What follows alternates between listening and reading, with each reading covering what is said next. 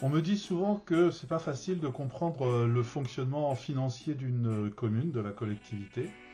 Donc j'ai essayé de faire une petite animation pour expliquer assez simplement comment ça fonctionne. Alors on va commencer par la partie de budget de la commune qu'on appelle le fonctionnement, c'est-à-dire ce qui se passe au quotidien de l'exécution de la commune. Alors on va avoir pour fonctionner des recettes, principalement les impôts locaux pour les communes, c'est la taxe foncière en gros, on va dire, et puis des subventions qui viennent essentiellement de l'État ou de l'intercommunalité, et puis quelques produits des services, par exemple quand on paye la cantine, quand on paye l'école de musique, etc.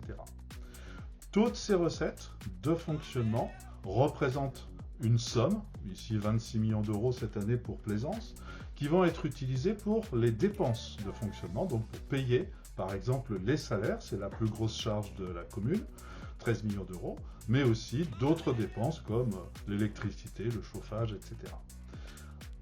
Quand on a tout payé pour l'année, il reste ce qu'on appelle le résultat de fonctionnement. Pour Plaisance, c'est à peu près 2 ou 3 millions d'euros chaque année.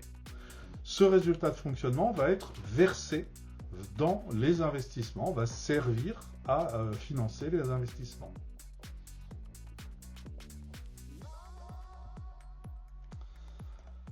Alors maintenant, on va s'occuper à l'autre partie de la comptabilité de la commune, l'investissement.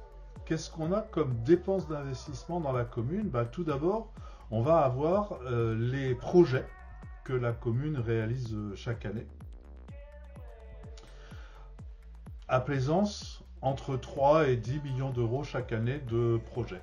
Ensuite, on va avoir les dépenses courantes d'investissement, les travaux courants, l'entretien des voiries, réparation des bâtiments, achat de meubles, etc.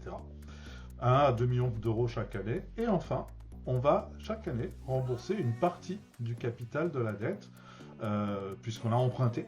Vous savez bien que quand vous empruntez, chaque année, vous remboursez une partie de ces emprunts. Et donc la commune rembourse chaque année environ 1 million d'euros de capital de sa dette.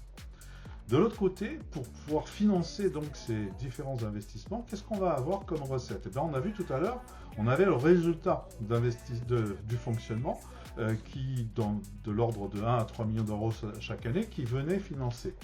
On va ajouter à ça les subventions. Oui, quand on fait des travaux, on peut demander des subventions au département, à la région ou à d'autres organismes. La commune reçoit entre 0 et 3 millions d'euros chaque année en subventions. Ensuite, on a les taxes d'investissement. Ça s'appelle le FCTVA, la taxe d'aménagement, etc. Pas beaucoup, c'est entre 1,5 million et 2 millions d'euros. Pour compléter tout ça, on va utiliser l'emprunt. Effectivement, on peut réemprunter pour financer les projets.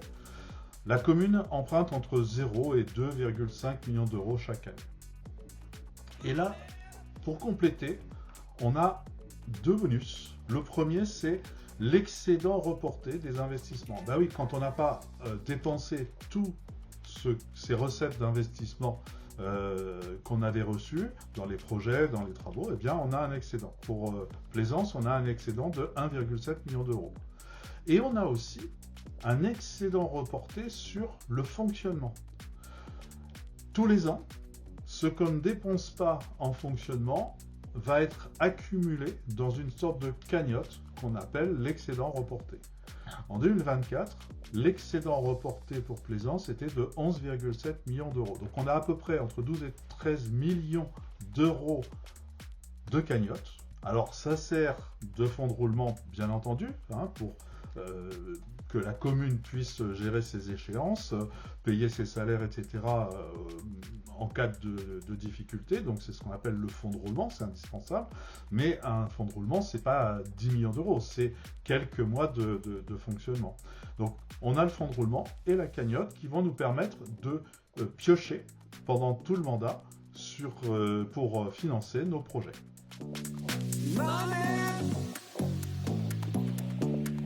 Get away. Get it.